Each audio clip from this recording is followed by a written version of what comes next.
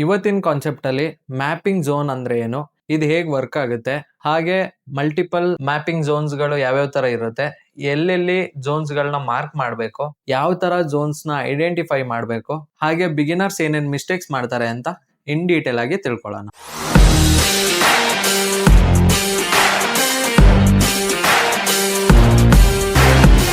Hi, ನನ್ನ ಹೆಸರು Bipin Das. A to Z forex trading learning ಸೀರೀಸ್ಗೆ ಸ್ವಾಗತ. ಯಾರ್ಯಾರು ಈ ವಿಡಿಯೋ ಹೊಸದಾಗಿ ನೋಡ್ತಿದ್ದೀರಾ, ಇವಾಗಲೇ ನನ್ನ ಚಾನಲ್ ನ ಸಬ್ಸ್ಕ್ರೈಬ್ ಮಾಡ್ಕೊಳ್ಳಿ, ಹಾಗೆ ಬೆಲ್ ಐಕನ್ ನ ಆನ್ ಮಾಡಿ ಇಟ್ಕೊಳ್ಳಿ. ಇದರಿಂದ ನಾವು ಏನೆಲ್ಲ ಪೋಸ್ಟ್ ಮಾಡ್ತೀವೋ ಅದೆಲ್ಲ ನಿಮ್ಮ ನೋಟಿಫಿಕೇಶನ್ ಆಗಿ ಬರುತ್ತೆ. ವಿಡಿಯೋಗೆ ಒಂದು ಲೈಕ್ ನ ಕೊಡೋದು ಮರಿಬೇಡಿ. ಸೊ ನಿಮ್ಮ ಒಂದು ಲೈಕ್ ಇಂದ ನಮಗೆ ಮತ್ತಷ್ಟು ವಿಡಿಯೋಗಳು ಮಾಡಕ್ಕೆ ಇದೇ ನಮ್ಮ ಮೋಟಿವೇಶನ್ ಆಗಿರುತ್ತೆ. ಹಾಗೆ ನಿಮ್ಮ ಫ್ರೆಂಡ್ಸ್ ಅಂಡ್ ಫ್ಯಾಮಿಲಿಲಿ ಯಾರಾದ್ರೂ ಟ್ರೇಡಿಂಗ್ ಕಲಿಬೇಕು ಅಂತ ಅನ್ಕೊಂಡಿದ್ರೆ ಅವರಿಗೆ ಧಾರಾಳವಾಗಿ ಈ ವಿಡಿಯೋನ ನೀವು ಶೇರ್ ಮಾಡಬಹುದು. ಮತ್ತೆ ನಾನು ಏನೇನ್ ಹೇಳ್ತೀನಿ ಅದನ್ನ ಇವತ್ತಿಂದನೇ ನೋಟ್ಸ್ ಮಾಡ್ತಾ ಹೋಗಿ, ಯಾಕಂತಂದ್ರೆ ನೀವು ವಿಡಿಯೋ ಮಾತ್ರ ನೋಡಿದ್ರೆ ಇಲ್ಲಿ ಪ್ರಾಫಿಟೇಬಲ್ ಟ್ರೇಡರ್ ಆಗಕ್ಕಾಗಲ್ಲ.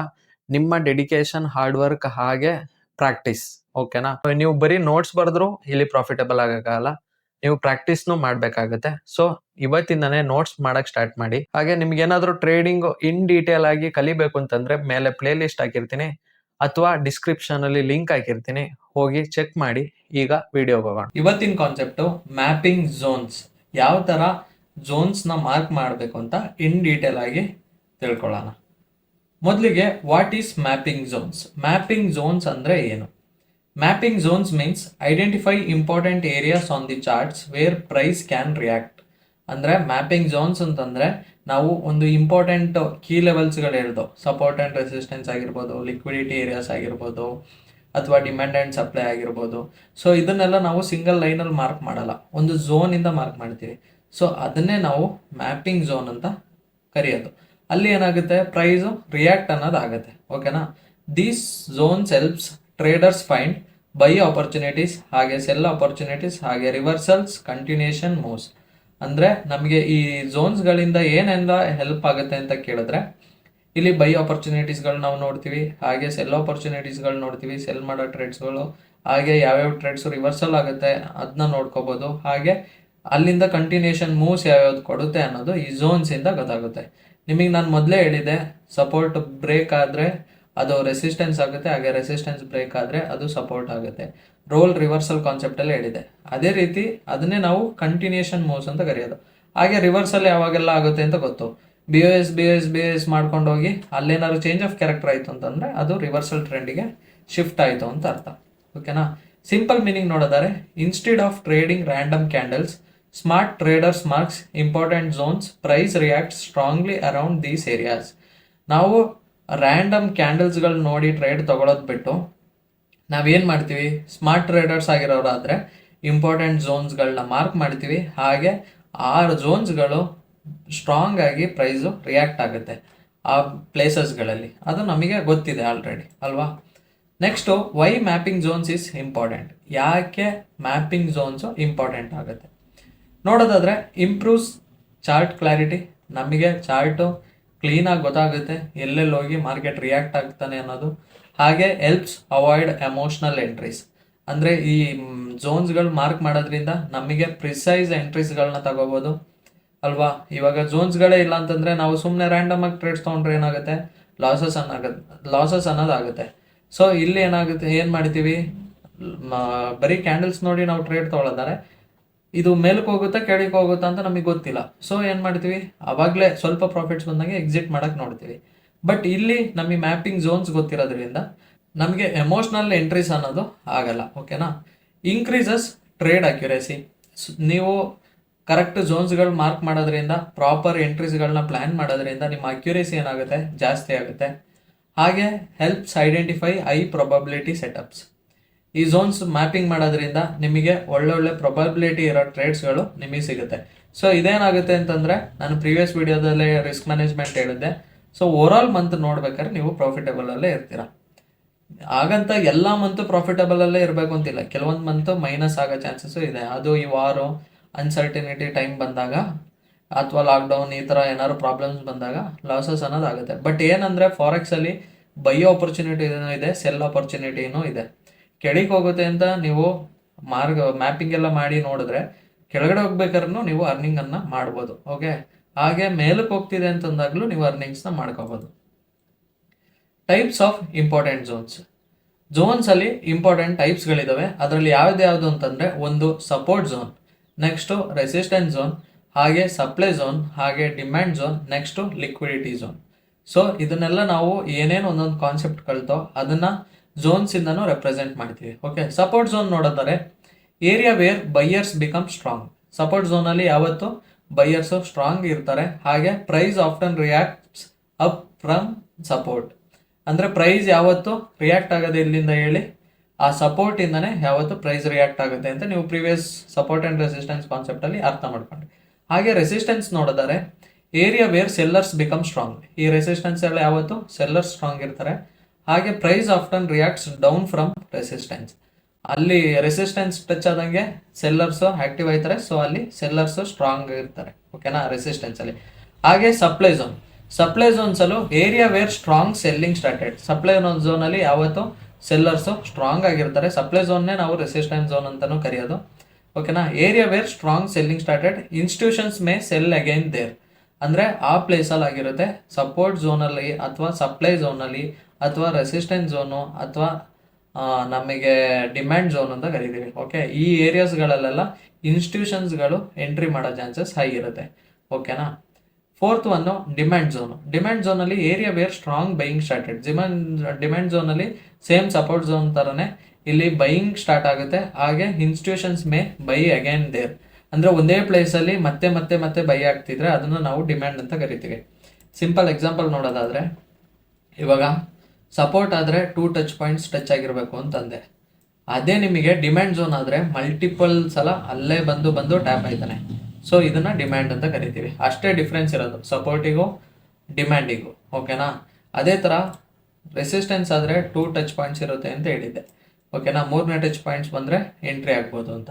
ಅದನ್ನ ನಾವು ರೆಸಿಸ್ಟೆನ್ಸ್ ಝೋನ್ ಅಂತ ಕರಿತೀವಿ. ಅದೇ ಮಲ್ಟಿಪಲ್ ಟಚ್ ಪಾಯಿಂಟ್ಸ್ ಅದೇ ಪ್ಲೇಸಲ್ಲಿ ಟಚ್ ಆಗ್ತಿದೆ ಅಂತಂದರೆ ಅದನ್ನು ನಾವು ಸಪ್ಲೈ ಝೋನ್ ಅಂತ ಕರಿತೀವಿ. ಅಂದರೆ ಇಲ್ಲಿ ಸೆಲ್ಲರ್ಸ್ ಸ್ಟ್ರಾಂಗ್ ಇರ್ತಾರೆ, ಹಾಗೆ ಇಲ್ಲಿ ಬೈಯರ್ಸ್ ಸ್ಟ್ರಾಂಗ್ ಇರ್ತಾರೆ. ಓಕೆನಾ. ನೆಕ್ಸ್ಟು ಲಿಕ್ವಿಡಿಟಿ ಝೋನ್ಸ್ ನೋಡಿದರೆ ಏರಿಯಾ ಕಂಟೈನಿಂಗ್ ಸ್ಟಾಪ್ ಲಾಸಸ್.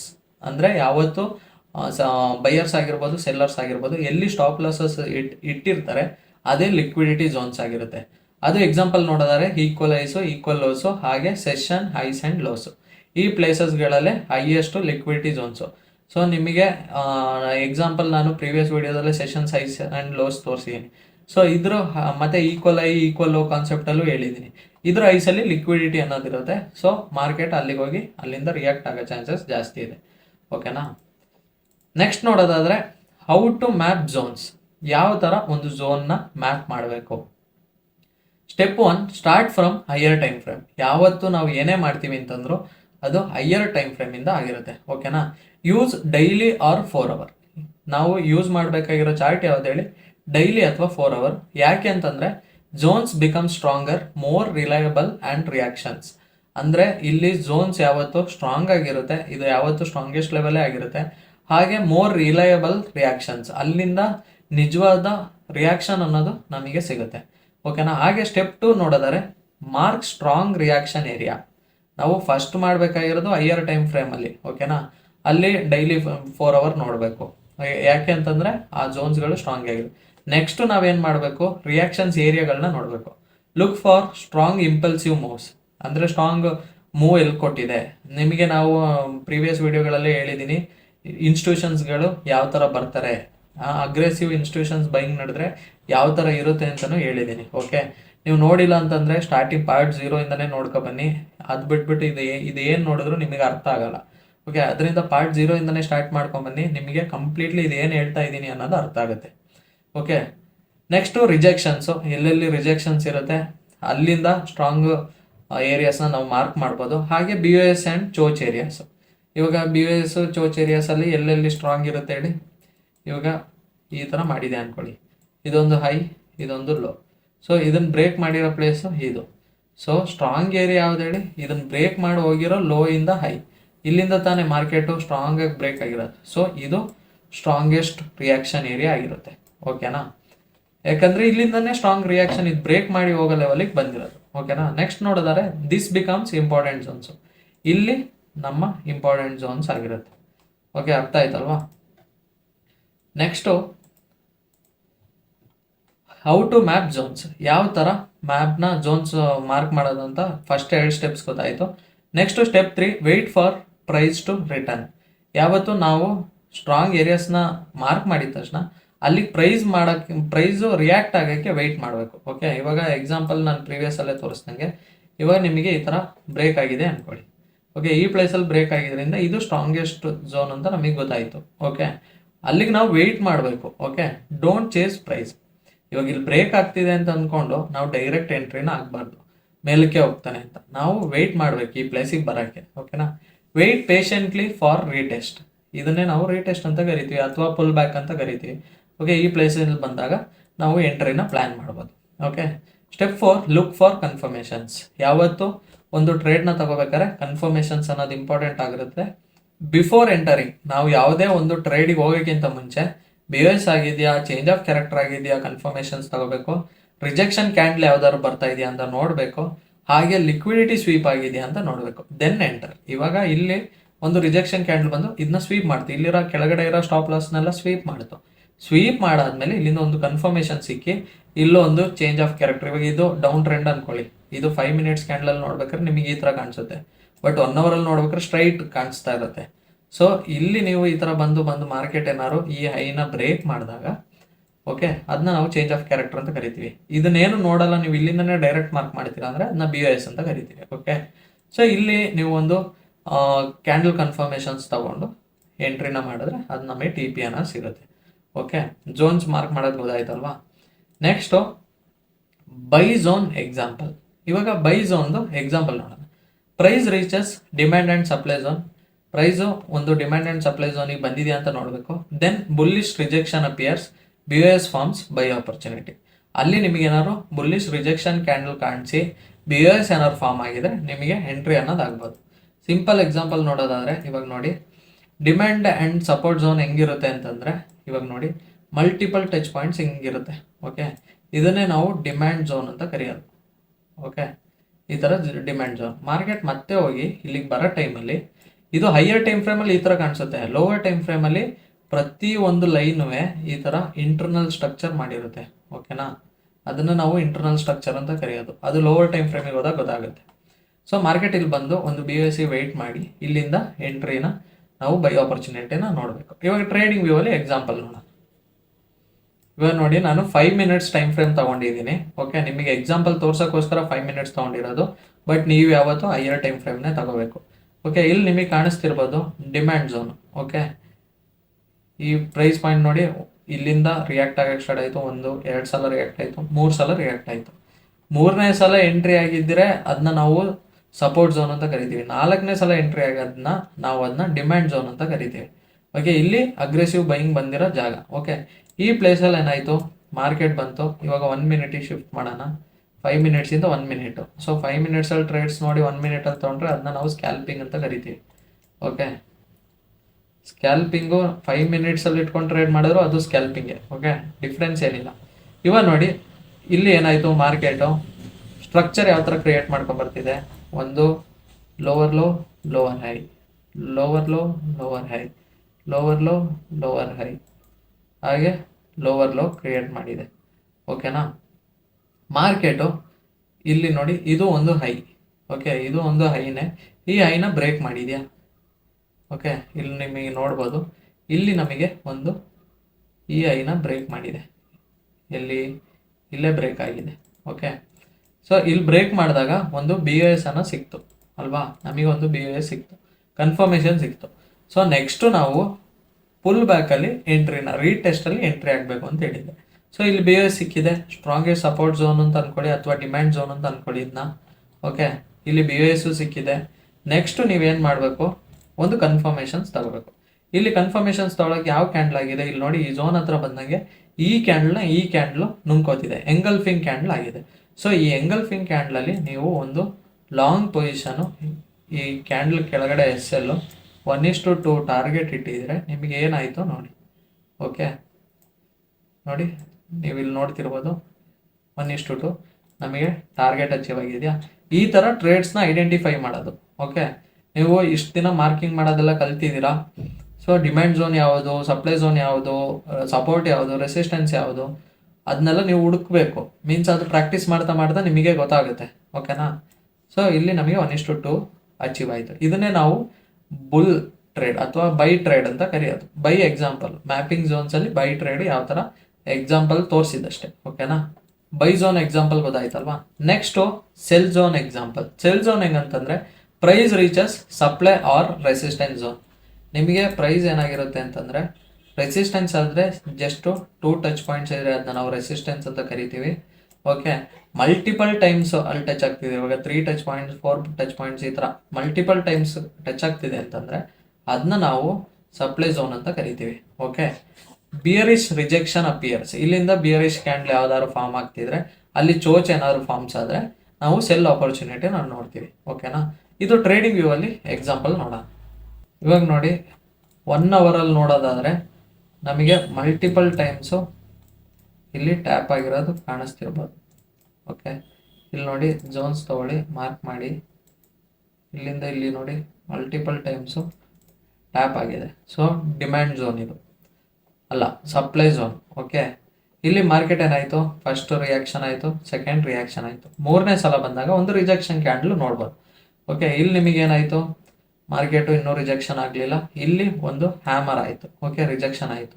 ಇಲ್ಲಿ ರಿಜೆಕ್ಷನ್ ಆಗಿದೆ ಅಂದರೆ ಇದು 1 ಅವರಿಂದ ಇವಾಗ 5 ಮಿನಿಟ್ಸಿಗೆ ಚೇಂಜ್ ಮಾಡೋಣ ಅಂತಂದರೆ ಇದು ಡಾಟಾ ಬ್ಯಾಕ್ ಡಾಟಾ ಅನ್ನೋದು ತೋರಿಸಲ್ಲ. ಸೊ ಬ್ಯಾಕ್ ಡಾಟಾದಲ್ಲಿ ಇಲ್ಲಿ ಏನಾಗಿದೆ, ಈ ಹೈನ ಇದು ಬ್ರೇಕ್ ಮಾಡಿದೆ. ಓಕೆ, ಅದು ನಮಗೆ ಇಲ್ಲಿ ಮಾರ್ಕೆಟ್ ಎಕ್ಸ್ಪೀರಿಯನ್ಸ್ ಇರೋದ್ರಿಂದ ನಾವು ಇಲ್ಲೇ ಐಡೆಂಟಿಫೈ ಮಾಡಿದ್ದೀವಿ. ಈ ಲೋನ ಮಾರ್ಕೆಟ್ ಏನು ಮಾಡಿದೆ, ಬ್ರೇಕ್ ಮಾಡಿದೆ. ಸೊ ಇಲ್ಲಿ ಯಾವ್ದಾದ್ರು ಒಂದು ಕ್ಯಾಂಡಲ್ ಕನ್ಫರ್ಮೇಷನ್ ಸಿಕ್ಕಿದ್ರೆ ನಾವು ಇಲ್ಲಿಂದ ಶಾರ್ಟ್ ಎಂಟ್ರಿ ತಗೊಂಡು, ಓಕೆ, SLನ ಈ ಹ್ಯಾಮರ್ ಮೇಲೆ ಇಟ್ಟು TP 1:2 ಟಾರ್ಗೆಟ್ ಅಚೀವ್ ಇಟ್ಟಿದ್ದೀರಿ, ನಮಗೆ ಏನಾಯ್ತಿತ್ತು ನೋಡಿ, ಒಂದೇ ಕ್ಯಾಂಡಲಲ್ಲಿ ನಮಗೆ ಟಾರ್ಗೆಟನ್ನು ಸಿಕ್ಕಿದೆ. ಓಕೆ, ಇದನ್ನ ನಾನು ಬೇಕಾದ್ರೆ 15 ಮಿನಿಟ್ಸಲ್ಲಿ ಹಾಕಿ ತೋರಿಸ್ತೀನಿ. ಓಕೆ, 15 ಮಿನಿಟ್ಸ್ದು ಡಾಟಾ ಸಿಗುತ್ತೆ, ಬಟ್ 1 ಅವರ್ದು ಬ್ಯಾಕಲ್ಲಿ ಇಲ್ಲ, 15 ಮಿನಿಟ್ಸಲ್ಲೂ ತೋರ್ಸೋಕ್ಕಾಗಲ್ಲ, ಬಿಕಾಸ್ ಅದು ತುಂಬ ಬ್ಯಾಕ್ ಆಗಿಬಿಟ್ಟಿದೆ. ಇಲ್ಲಿ ನೋಡಿ, ಇಲ್ಲಿದೆ ಡಾಟಾ ಇದೆ, ಬಟ್ ಪ್ರೀಮಿಯಂ ತಗೋಬೇಕು ಅಂತ ಹೇಳ್ತಿದೆ. ನಮಗಿಲ್ಲಿ ಇಲ್ಲಿ ನೋಡ್ಬೋದು, ಬಟ್ ಇಲ್ಲಿಂದ ಮಾರ್ಕೆಟ್ ಏನಾಯಿತು, ಕನ್ಫರ್ಮೇಷನ್ ಸಿಕ್ಕಿಲ್ಲ ನಮಗೆ. ಸೊ ಈ ಟ್ರೇಡ್ ತಗೊಳಕ್ಕಾಗಲ್ಲ. ಓಕೆ, ಸೆಲ್ ಎಕ್ಸಾಂಪಲ್ ನೋಡೋಣ, ಇನ್ನೊಂದು ಎಕ್ಸಾಂಪಲ್ ನೋಡೋಣ. ಇವಾಗ ನೋಡಿ, ಇಲ್ಲೇ ಇದೆ ನೋಡಿ, 15 ಮಿನಿಟ್ಸಲ್ಲಿ ಮಲ್ಟಿಪಲ್ ಟೈಮ್ಸು ಈ ಝೋನ್ಸು ರಿಯಾಕ್ಟ್ ಆಗ್ತಿದೆ. ಓಕೆನಾ?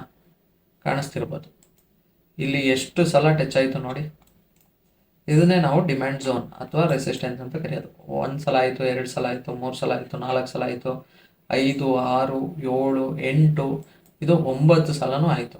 ಓಕೆ, ನಮಗೆ 9 ಸಲ ಏನು ಬೇಡ, ನಮಗೆ 4 ಸಲ ಆದಮೇಲೆ 5ನೇ ಸಲಕ್ಕೆ ಇಲ್ಲಿ ನೋಡ್ಬೋದಿತ್ತು.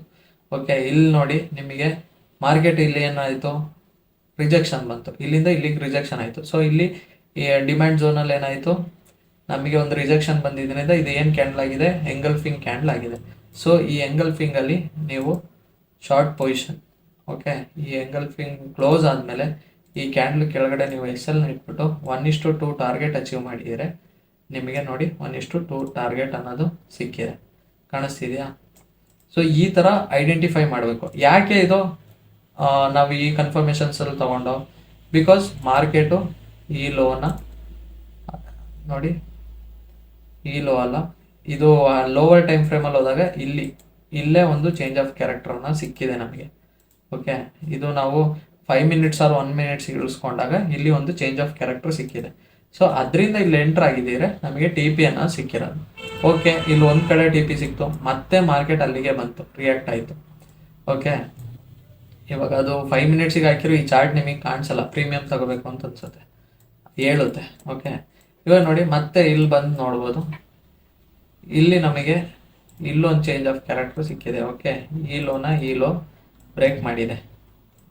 ಓಕೆ, ಬ್ರೇಕ್ ಮಾಡಿ ಇದೊಂದು ಎಂಗಲ್ಫಿಂಗ್ ಕ್ಯಾಂಡ್ಲು, ಅದು 5 ಮಿನಿಟ್ಸಲ್ಲಿ ನಿಮಗೆ ನೋಡೋದಾದ್ರೆ ಯಾವ್ದಾದ್ರು ಒಂದು ರಿಜೆಕ್ಷನ್ ಕ್ಯಾಂಡ್ಲ್, ಇಲ್ಲಿ ಎಂಗಲ್ಫಿಂಗ್ ಆಗಿದೆ ಅಂದರೆ ಅಲ್ಲೂ ಯಾವ್ದಾದ್ರು ಒಂದು ಕನ್ಫರ್ಮೇಷನ್ಸ್ ಕ್ಯಾಂಡ್ಲೇ ಆಗಿರುತ್ತೆ 5 ಮಿನಿಟ್ಸಲ್ಲೂ. ಓಕೆ, ಇಲ್ಲಿಂದ ನಾವು ಒಂದು ಶಾರ್ಟ್ ಪೊಸಿಷನ್ ಎಂಟ್ರಿ ಪ್ಲ್ಯಾನ್ ಮಾಡಿ SL ಈ ಕ್ಯಾಂಡ್ಲ್ ಮೇಲೆ 1:2 ಟಾರ್ಗೆಟ್. ಓಕೆ, ಕಾಣಿಸ್ತಿರ್ಬೋದು, ಇಲ್ಲಿ 1:2 ಇಡೋದು. ಇಲ್ಲಿ ನೋಡಿ, ಇಲ್ಲೇ ರೇಷಿಯೋ ಕಾಣಿಸ್ತಿದೆ ನೋಡಿ. ಇವಾಗ 1:2 ಇಟ್ಟಿದ್ವಿ ಅಂದ್ಕೊಡಿ, ಮಾರ್ಕೆಟ್ ಏನಾಯಿತು, ಟೈಮ್ ತಗೊಳ್ತು, ಟೈಮ್ ತಗೊಂಡು ಏನಾಯಿತು ನೋಡಿ, SL ಅನ್ನೋದು ಇಟ್ಟಾಯಿತು. ಸೊ ಮಾರ್ಕೆಟು ಯಾವತ್ತೂ 100% ವರ್ಕಿಂಗ್ ಅಲ್ಲ, ಅದು ತಲೆಯಲ್ಲಿರಬೇಕು. ಇಲ್ಲಿ ತಗೊಂಡಾಗ ಎಸ್ ಎಲ್ ಹೊಡೀತು, ಬಟ್ ಇಲ್ಲಿ ತಗೊಂಡಾಗ ಅದು ಟಿ ಪಿ ಹೊಡೆಯಿತು. ಮತ್ತೆ ಇಲ್ಲಿ ನೋಡ್ಬೇಕಾದ್ರೆ ಇಲ್ಲೂ ತಗೊಂಡಿದ್ದಿದ್ರೆ ಟಿ ಪಿ ಹೊಡೆಯೋದು. ಯಾವತ್ತು ಕನ್ಫರ್ಮೇಷನ್ಸ್ ತಗೊಂಡೆ ಎಂಟ್ರಿ ಆಗಬೇಕು. ಇದು 1 ಮಿನಿಟಲ್ಲಿ ಒಂದು ಚೇಂಜ್ ಆಫ್ ಕ್ಯಾರೆಕ್ಟರ್ ಎಲ್ಲ ಕೊಟ್ಟಿರುತ್ತೆ. ಓಕೆ, ಈ ಪ್ಲೇಸಸಲ್ಲಿ ಇಲ್ಲೂ ಕೊಟ್ಟಿದೆ, ಇಲ್ಲೂ ಕೊಟ್ಟಿದೆ. ಸೊ 3ನೇ ಸಲನೂ ವರ್ಕ್ ಆಗುತ್ತೆ ಅಂತ ನಾವು ತಗೊಂಡಿದ್ದಿದ್ರೆ ಅಲ್ಲಿ ನಮಗೆ ಎಸ್ ಎಲ್ ಹೊಡೆಯೋದು. ಇಲ್ಲಿ ಯಾಕೆ ಎಸ್ ಎಲ್ ಹೊಡೀತು ಅನ್ನೋದಕ್ಕೂ ರೀಸನ್ ಇದೆ ನೋಡಿ. ಮಾರ್ಕೆಟು ಇಷ್ಟೊತ್ತು ಲೋವರ್ ಲೋ ಬ್ರೇಕ್ ಮಾಡ್ತಾ ಹೋಯ್ತಿತ್ತು. ಓಕೆ, ಇಲ್ಲಿ ನೋಡಿ ಇದನ್ನು ಬ್ರೇಕ್ ಮಾಡ್ತು, ಹಾಗೆ ಇದನ್ನು ಬ್ರೇಕ್ ಮಾಡ್ತು, ಹಾಗೆ ಮಾರ್ಕೆಟು ಇದನ್ನು ಬ್ರೇಕ್ ಮಾಡ್ತು ಅಲ್ವಾ. ಈ ಥರ ಬ್ರೇಕ್ ಮಾಡ್ಕೊಂಡು ಹೋಯ್ತಿರ್ಬೇಕಾದ್ರೆ ನಾವು ತಗೋಬೋದಿತ್ತು. ಇಲ್ಲಿ ನೋಡಿ, ಇಲ್ಲೂ ಒಂದು ಡಿಮ್ಯಾಂಡ್ ಝೋನ್ ಕ್ರಿಯೇಟ್ ಆಗಿದೆ ಈ ಪ್ಲೇಸಲ್ಲಿ ನೋಡ್ತಿರ್ಬೋದು. ಸೊ ಇಲ್ಲೂ ಎಂಟ್ರಿ ಮಾಡ್ಬೋದಿತ್ತು ನೀವು. ಓಕೆ, ನೆಕ್ಸ್ಟ್ ಏನಾಯಿತು, ಮಾರ್ಕೆಟು ಇದನ್ನು ಈ ಹೈ ಇತ್ತು, ಇದನ್ನು ಬ್ರೇಕ್ ಮಾಡ್ತು ಫಸ್ಟು. ಸೊ ಮಾರ್ಕೆಟ್ ಇವಾಗ ಅಪ್ ಟ್ರೆಂಡಿಗೆ ಶಿಫ್ಟ್ ಆಯಿತು ಅಂತ ಗೊತ್ತಾಯಿತು. ನೆಕ್ಸ್ಟು ಮತ್ತೆ ಅಪ್ ಟ್ರೆಂಡಿಗೆ ಬಿ ಎಸ್ ಕೊಡ್ತು, ನೆಕ್ಸ್ಟು ಮತ್ತೆ ಅಪ್ ಟ್ರೆಂಡಿಗೆ ಬಿ ಎಸ್ ಕೊಡ್ತು. ಸೊ ಈ ಥರ ಬಿ ಎಸ್ ಇದ್ದಾಗ ನಾವಿಲ್ಲಿ ಎಂಟ್ರಿ ಪ್ಲೇಸ್ ಮಾಡಿದರೆ ಅದು ನಮ್ಮದು ಎಸ್ ಎಲ್ ಹೊಡೆಯೋ ಚಾನ್ಸಸ್ ಜಾಸ್ತಿ. ಸೊ ಎಲ್ಲ ಕಾನ್ಸೆಪ್ಟ್ನ ನೀವು ಕಂಬೈನ್ ಮಾಡ್ಕೊಂಡಾಗ ನಿಮಗೆ ಅದು ಈಸಿ ಆಗುತ್ತೆ. ಇವಾಗ ನೋಡಿ, ಅದೇ ಲಿಕ್ವಿಡಿಟಿ ಕಾನ್ಸೆಪ್ಟ್ ಏನಾದ್ರು, ಇದು ಲಿಕ್ವಿಡಿಟಿ ಝೋನ್ ಅಂತ ಅಂದ್ಕೊಳ್ಳಿ. ಓಕೆ, ಬಿಕಾಸ್ ಎಲ್ಲ ಹೈಸದು ಸ್ಟಾಪ್ ಲಾಸ್ಗಳು ಇದ್ರ ಮೇಲೇ ಇರುತ್ತೆ. ಸೊ ಇಲ್ಲಿ ಲಿಕ್ವಿಡಿಟಿ ಸ್ವೀಪ್ ಆಯಿತು.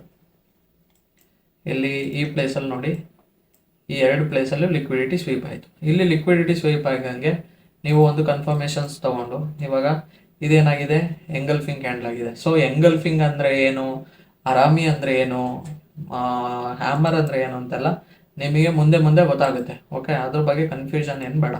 ಲಿಕ್ವಿಡಿಟಿ ಸ್ವೀಪ್ ಆದಂಗೆ ಎಂಗಲ್ಫಿಂಗ್ ಆಗಿದೆ ಅಂತ ನೀವು ಟ್ರೇಡ್ ತೊಗೊಂಡಿದ್ರೆ ನಿಮಗೆ ಅದು ಟಿ ಪಿ ಅನ್ನು ಸಿಕ್ತು. ಮತ್ತೆ ನೋಡಿ, ಲಿಕ್ವಿಡಿಟಿ ಸ್ವೀಪ್ ಆಯಿತು, ಇಲ್ಲಿ ಇಟ್ಟವ್ರು ಎಸ್ ಎಲ್ ಎಲ್ಲ ಇಲ್ಲಿ ಕಲೆಕ್ಟ್ ಆಯಿತು. ಓಕೆ, ಇಲ್ಲಿ ನಿಮಗೆ ಕಾಣಿಸ್ತಿರ್ಬೋದು, ಇಲ್ಲಿ ಮತ್ತೆ 2ನೇ ಸಲ ಲಿಕ್ವಿಡಿಟಿ ಸ್ವೀಪ್ ಆಯಿತು. ಸ್ವೀಪ್ ಆದಂಗೆ ಇಲ್ಲಿ ನೋಡಿ, ಇಲ್ಲಿ ಇಟ್ಟವ್ರು ಸ್ಟಾಪ್ ಲಾಸ್ ಎಲ್ಲ ಇಲ್ಲಿ ಎಸ್ ಎಲ್ ಹೊಡಿತಾ, ಎಸ್ ಎಲ್ ಹೊಡೆದ್ಮೇಲೆ ನೋಡಿ ಅಲ್ಲಿಂದ ಮತ್ತೆ ಒಂದು ರಿಜೆಕ್ಷನ್ ಬಂತು. ಈ ರಿಜೆಕ್ಷನ್ ಕ್ಯಾಂಡಲಲ್ಲಿ ನೀವು ಮತ್ತೆ ಒಂದು ಶಾರ್ಟ್ ಪೊಸಿಷನ್ನು ಎಂಟ್ರ್ ಆಗಿದ್ದಿದ್ರೆ ನಿಮಗೆ ಅದು ಟಿ ಪಿ ಅನ್ನೋ ಸಿಕ್ಕಿರೋದು. ಓಕೆ, ಇಲ್ಲಿ ನೋಡಿ 1:2 ಏಮ್ ಮಾಡಿದ್ದಿದ್ರೆ ನಿಮಗೆ ಅದು ಟಾರ್ಗೆಟ್ ಅನ್ನೋ ಸಿಕ್ಕಿರೋದು. ಸೊ ಅನಾಲಿಸಿಸ್ ಮಾಡ್ಬೇಕಾದ್ರೆ 10ರಲ್ಲಿ 5 ಟಾರ್ಗೆಟ್ ಹೊಡೆದ್ರು ನೀವು ಓವರಾಲ್ ಪ್ರಾಫಿಟೇಬಲಲ್ಲೇ ಇರ್ತೀರ. ಓಕೆ, ಅದು ನೀವು ಮರಿಬೇಡಿ. ಎಲ್ಲೆಲ್ಲಿ ತಗೋಬೇಕು, ಇಂಪಾರ್ಟೆಂಟ್ ಝೋನ್ಸ್ ಯಾವ ಥರ ಮಾರ್ಕ್ ಮಾಡಬೇಕು, ಪ್ರತಿಯೊಂದು ನೀವು ಈ ಕಾನ್ಸೆಪ್ಟ್ ಕವರ್ ಮಾಡಿದವ್ರಿಗೆ ಗೊತ್ತಿರುತ್ತೆ. ಓಕೆ, ಸೆಲ್ ಝೋನ್ ಎಕ್ಸಾಂಪಲ್ ಗೊತ್ತಾಯ್ತಲ್ವಾ. ನೆಕ್ಸ್ಟು, ವೈ ಝೋನ್ಸ್ ವರ್ಕ್, ಯಾಕೆ ಝೋನ್ಸ್ ವರ್ಕ್ ಆಗುತ್ತೆ. Institutions place large orders around zones. ಯಾವತ್ತು institutions means big players, banks ಅಥವಾ ಎಡ್ಜ್ ಫಂಡ್ಸು ಇವರೆಲ್ಲ ಏನು ಮಾಡಿರ್ತಾರೆ ಅಂತಂದರೆ ಈ ಪ್ಲೇಸಸ್ಗಳಲ್ಲಿ ಅವ್ರ ಆರ್ಡರ್ಸ್ಗಳನ್ನ ಪ್ಲೇಸ್ ಮಾಡಿರ್ತಾರೆ. So market often react strong there, reverse there, creates a liquidity sweep there. ನಾನು ಹೇಳ್ದಂಗೆ ಅಲ್ಲಿ ಅದೇ ಪ್ಲೇಸಲ್ಲಿ ಸ್ಟ್ರಾಂಗ್ ರಿಯಾಕ್ಷನ್ ಆಗೋಕ್ಕೆ ಚಾನ್ಸಸ್ ಇದೆ, ಹಾಗೆ ಅಲ್ಲಿಂದ ರಿವರ್ಸ್ ಆಗೋ ಚಾನ್ಸಸ್ ಇದೆ. ಜೊತೆಗೆ ಲಿಕ್ವಿಡಿಟಿ ಸ್ವೀಪ್ ಆದಮೇಲೆ ಅದೇನಾಯಿತು, ಮಾರ್ಕೆಟ್ ಮತ್ತೆ ರಿಯಾಕ್ಟ್ ಆಗೋ ಚಾನ್ಸಸ್ ಜಾಸ್ತಿ ಇದೆ. ಓಕೆ, ಕ್ರಿಯೇಟ್ಸ್ ಎ ಲಿಕ್ವಿಡಿಟಿ, ಯಾವತ್ತು ಲಿಕ್ವಿಡಿಟಿ ಅನ್ನೋದನ್ನ ಕ್ರಿಯೇಟ್ ಮಾಡ್ತಾರೆ, ಕ್ರಿಯೇಟ್ ಮಾಡಿ ಅದನ್ನು ಸ್ವೀಪ್ ಮಾಡಿ ಮತ್ತೆ ಅಗ್ರೆಸಿವ್ ಮೂವ್ ಮಾಡ್ತಾರೆ. ಓಕೆ, ನಮ್ಮ ಪ್ರೀವಿಯಸ್ಸಲ್ಲಿ ಲಿಕ್ವಿಡಿಟಿ ಸ್ವೀಪ್ ಆದಮೇಲೆ ಮಾರ್ಕೆಟ್ ಯಾವ ಥರ ಕೆಳಗಡೆ ಬಂತು ಅಂತ ತೋರಿಸಿದೆ. ಓಕೆ, ಅದೇ ಥರ ಕಾಮನ್ ಬಿಗಿನರ್ಸ್ ಮಿಸ್ಟೇಕ್ಸ್. ಏನೇನು ಬಿಗಿನರ್ಸ್ ಮಿಸ್ಟೇಕ್ಸ್ ಮಾಡ್ತಾರೆ ಅಂದರೆ ಡ್ರಾಯಿಂಗ್ ಟೂ ಮೆನಿ ಝೋನ್ಸ್. ತುಂಬ ಝೋನ್ಸ್ನು ಮಾರ್ಕ್ ಮಾಡಬಾರ್ದು. ಪ್ರೈಸ್ ಎಲ್ಲಿದೆ ಅದ್ರದ್ದು ನಿಯರೆಸ್ಟ್ ಝೋನ್ಸ್ಗಳು ಮಾರ್ಕ್ ಮಾಡಿದ್ರೆ ಸಾಕು. ಇವಾಗ ಫಾರ್ ಎಕ್ಸಾಂಪಲು ಮಾರ್ಕೆಟು ಈ ಪ್ರೈಸ್ ಪಾಯಿಂಟಲ್ಲಿ ಇದೆ ಅಂದ್ಕೊಳ್ಳಿ. ಇವಾಗ ಈ ಪ್ರೈಸ್ ಪಾಯಿಂಟಲ್ಲಿ ಇರ್ಬೇಕಾದ್ರೆ ನಮಗೆ ಬೇಕಾಗಿರೋದು ನಿಯರೆಸ್ಟು ರೆಸಿಸ್ಟೆನ್ಸು ಹಾಗೆ ನಿಯರೆಸ್ಟು ಸಪೋರ್ಟು. ಈ 2 ಪಾಯಿಂಟ್ ಸಿಕ್ಕಿರ್ ಸಾಕು. ಇಲ್ಲಿ ಮೇಲಿರೋದು, ಅದ್ರ ಮೇಲಿರೋದೆಲ್ಲ ಬೇಕಾಗಿಲ್ಲ. ಓಕೆ, ಇದ್ರ ಕೆಳಗಡೆ ಇರೋದೆಲ್ಲ ನಮಗೆ ಬೇಕಾಗಿರೋದೇ ಈ 2 ಪಾಯಿಂಟ್ ಅಷ್ಟೇ. ಅದನ್ನು ನೀವು ನೋಡ್ಕೋಬೇಕು. ಜೊತೆಗೆ ಮಾರ್ಕಿಂಗ್ ವೀಕ್ ಏರಿಯಾಸು, ಯಾವತ್ತು ವೀಕ್ ಏರಿಯಾಸ್ಗಳನ್ನ ಮಾರ್ಕ್ ಮಾಡಬಾರ್ದು. ಜೊತೆಗೆ ಟ್ರೇಡಿಂಗ್ ವಿತೌಟ್ ಕನ್ಫರ್ಮೇಷನು, ಯಾವತ್ತು ಟ್ರೇಡ್ ತೊಗೋಬೇಕಾದ್ರೆ ಒಂದು ಕನ್ಫರ್ಮೇಷನ್ಸ್ ತಗೊಳ್ಳೋದೇ ಇರೋದು. ಹಾಗೆ ಇಗ್ನೋರಿಂಗ್ ಹೈಯರ್ ಟೈಮ್ ಫ್ರೇಮ್ಸು. ನೀವು ಹೈಯರ್ ಟೈಮ್ ಫ್ರೇಮ್ಸ್ನ ಇಗ್ನೋರ್ ಮಾಡಿ 5 ಮಿನಿಟ್ಸಲ್ಲಿ ಝೋನ್ಸ್ ಎಲ್ಲ ಮಾರ್ಕ್ ಮಾಡೋದು ಅದೆಲ್ಲ ವರ್ಕ್ ಆಗಲ್ಲ. ಓಕೆ, ನಾನು ತೋರಿಸಿರೋ ಕಡೆ ವರ್ಕ್ ಆಗಿದೆ ಅಂತಂದರೆ ಅದು ಹೈಯರ್ ಟೈಮ್ ಫ್ರೇಮಲ್ಲಿ ವರ್ಕ್ ಆಗಿರೋದ್ರಿಂದ ಅಲ್ಲೂ ವರ್ಕ್ ಆಗಿದೆ. ಓಕೆ, 1 ಅವರಲ್ಲೂ ಅದು ವರ್ಕ್ ಆಗಿರುತ್ತೆ. ಸೊ ಅದರಿಂದ 5 ಮಿನಿಟ್ಸಲ್ಲೂ ವರ್ಕ್ ಆಗಿದೆ. ಸೊ ಹಾಗಂತ 5 ಮಿನಿಟ್ಸಲ್ಲೇ ಝೋನ್ನ ಮಾರ್ಕ್ ಮಾಡೋಕ್ಕೆ ಹೋಗಬೇಡಿ. ಹೈಯರ್ ಟೈಮ್ ಫ್ರೇಮ್ ಒಂದ್ಸಲ ನೋಡಿ ಆಮೇಲೆ ಲೋವರ್ ಟೈಮ್ ಫ್ರೇಮಿಗೆ ಬಂದು ಕನ್ಫರ್ಮೇಷನ್ಸ್ ತೊಗೊಂಡು ಎಂಟ್ರಿ ತೊಗೊಳ್ಳಿ. ಓಕೆನಾ. ನೆಕ್ಸ್ಟು ಪ್ರೋ ಟಿಪ್ಸ್ ನೋಡೋದಾರೆ, keep zones clean and simple. ಯಾವತ್ತೂ ಝೋನ್ಸು ಕ್ಲೀನ್ ಆಗಿರಬೇಕು, ಹಾಗೆ ಸಿಂಪಲ್ ಆಗಿರಬೇಕು, ತುಂಬ ಪ್ರಿಸೈಸ್ ಮಾಡ್ಕೋಬೇಕು. ಓಕೆನಾ. ಬರ್ತಾ ಲೋವರ್ ಟೈಮ್ ಫ್ರೇಮಿಗೆ ಬರ್ತಾ ಪ್ರಿಸೈಸ್ ಮಾಡ್ಕೋಬೇಕು. ಪ್ರಿಸೈಸ್ ಹೇಗೆ ಮಾಡೋದು ಅಂತೆಲ್ಲ ಪ್ರೀವಿಯಸ್ ವಿಡಿಯೋದಲ್ಲೇ ಹೇಳಿದ್ದೀನಿ. ಕೀ ಲೆವೆಲ್ಸ್ನ ಯಾವ ಥರ 1 ಅವರಲ್ಲಿ ಬಂದಾಗ ಪ್ರಿಸೈಸ್ ಮಾಡ್ಕೋಬೇಕು ಅಂತ. ಓಕೆನಾ. Focus on strong reaction. ಯಾವತ್ತು ಸ್ಟ್ರಾಂಗ್ ರಿಯಾಕ್ಷನಿಗೋಸ್ಕರ ನೋಡಬೇಕು. ಹಾಗೆ use higher time frame zones. ನಾನು ಪ್ರತಿ ಸಲ ಹೇಳ್ದಂಗೆ ಹೈಯರ್ ಟೈಮ್ ಫ್ರೇಮ್ ಝೋನ್ಸ್ಗಳನ್ನ ಯೂಸ್ ಮಾಡಬೇಕು. Combine with liquidity plus structure. ನೀವು ಲಿಕ್ವಿಡಿಟಿ ಕಾನ್ಸೆಪ್ಟ್ನ ಆ್ಯಡ್ ಮಾಡಿಕೊಂಡು ಅಲ್ಲಿ break of structure or change of ಕ್ಯಾರೆಕ್ಟರ್ಗೆ ವೆಯ್ಟ್ ಮಾಡಿ ನೀವು ಒಂದು ಪುಲ್ ಬ್ಯಾಕಲ್ಲಿ ಎಂಟ್ರಿ ಪ್ಲಾನ್ ಮಾಡಿದರೆ ಅದು ನಿಮಗೆ 100% ಟಿ ಪಿಸ್ ಅನ್ನೋದು ಸಿಗುತ್ತೆ. ಓಕೆ, ಪ್ರಾಬಬಿಲಿಟಿ ಜಾಸ್ತಿ ಆಗುತ್ತೆ. 10ರಲ್ಲಿ 5 ಟ್ರೇಡು ಟಿ ಪಿ ಹೊಡೆಯುತ್ತೆ ಅಂತಂದರೆ 10ರಲ್ಲಿ 8 ಟ್ರೇಡು ಟಿ ಪಿ ಹೊಡೆಯೋಂಗೆ ಆಗುತ್ತೆ. ಸೊ ಆ ಥರ ಪ್ರಾಬಬಿಲಿಟಿನ ಇನ್ಕ್ರೀಸ್ ಮಾಡ್ತಾ ಬರಬೇಕು. ನಿಮ್ಮ ಅಕ್ಯುರೇಸಿ ಅನ್ನೋದು ಜಾಸ್ತಿ ಆಗುತ್ತೆ, ನಿಮಗೆ ರಿಸಲ್ಟ್ ಅನ್ನೋದು ಜಾಸ್ತಿ ಆಗುತ್ತೆ. ಓಕೆನಾ. Best zones to trade. ಯಾವ್ಯಾವುದು ಬೆಸ್ಟ್ ಝೋನ್ಸ್ ಆಗಿರುತ್ತೆ ಟ್ರೇಡ್ ಮಾಡೋಕ್ಕೆ? ಫ್ರೆಶ್ ಝೋನ್ಸ್ ಆಗಿರಬೇಕು ಯಾವತ್ತು ಟ್ರೇಡ್ ತೊಗೊಳಕ್ಕೆ. ಯಾವ ಥರ ಅಂತಂದರೆ, ಇವಾಗ 2 ಟಚ್ ಪಾಯಿಂಟ್ಸ್ ಆದಮೇಲೆ 3ನೇ ಟಚ್ ಪಾಯಿಂಟ್ಸು ಅದು ರೆಸಿಸ್ಟೆನ್ಸ್ ಆಗಿರುತ್ತೆ. ಓಕೆ, ಇವಾಗ ಸಿಂಪಲ್ ಎಕ್ಸಾಂಪಲ್ ನೋಡಿ. ರೆಸಿಸ್ಟೆನ್ಸಲ್ಲಿ ನಾನು ಹೇಳಿದ್ದೆ 2 ಟಚ್ ಪಾಯಿಂಟ್ಸ್ ಇದ್ದರೆ ಅದನ್ನ ನಾವು ರೆಸಿಸ್ಟೆನ್ಸ್ ಅಂತ ಕರಿತೀವಿ ಅಂತ. 3ನೇ ಟಚ್ ಪಾಯಿಂಟ್ಸಲ್ಲಿ ಎಂಟ್ರಿ ತಗೋಬೇಕು. ಓಕೆ, ಅದನ್ನೇ ನಾವು ಫ್ರೆಶ್ ಝೋನ್ಸ್ ಅಂತ ಹೇಳೋದು. ಮಾರ್ಕೆಟ್ ಮತ್ತೆ ಬಂದು ಟಚ್ ಆಗಿದೆ ಅಂತ ಅಂದ್ಕೊಂಡು ಮತ್ತೆ ಎಂಟ್ರಿ ಮಾಡೋಕ್ಕೆ ಹೋಗ್ಬಾರ್ದು, ಅದು ಫ್ರೆಶ್ ಅಲ್ಲ.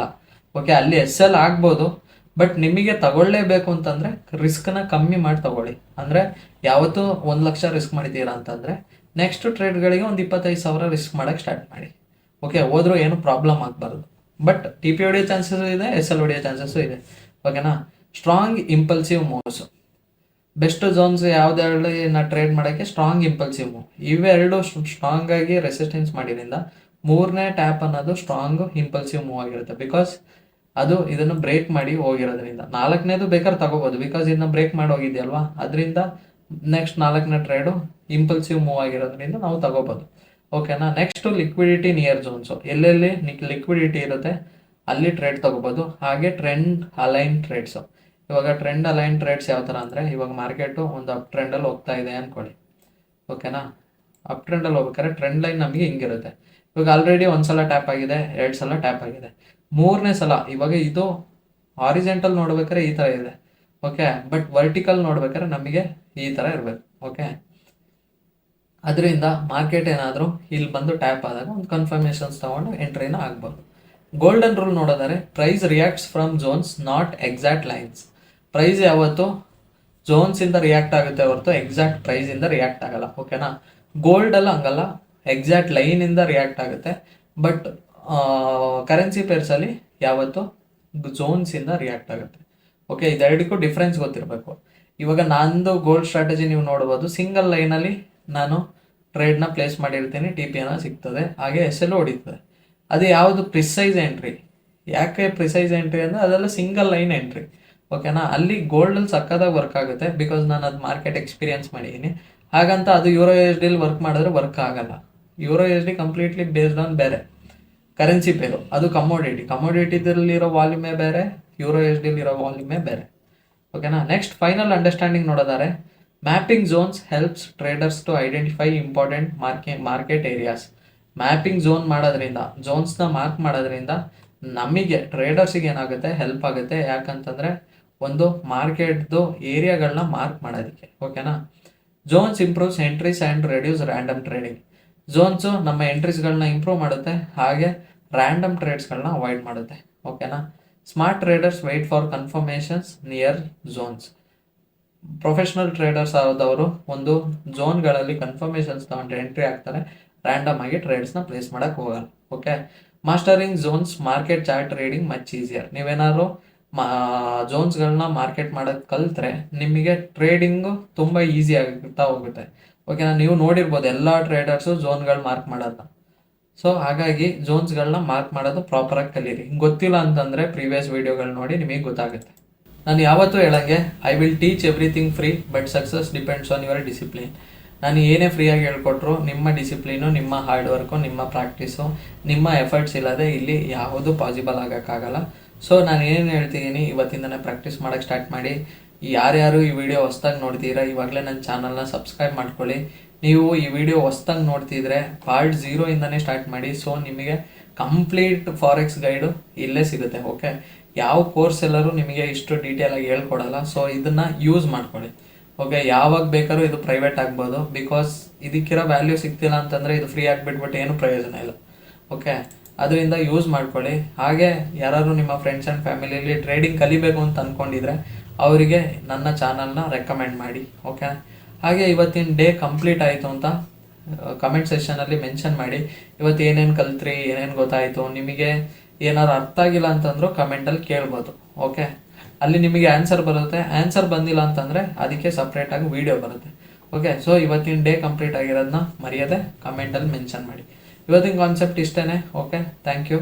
ನನ್ನ ಚಾನಲ್ನ ಸಬ್ಸ್ಕ್ರೈಬ್ ಮಾಡೋದು ಮಾತ್ರ ಮರಿಬೇಡಿ.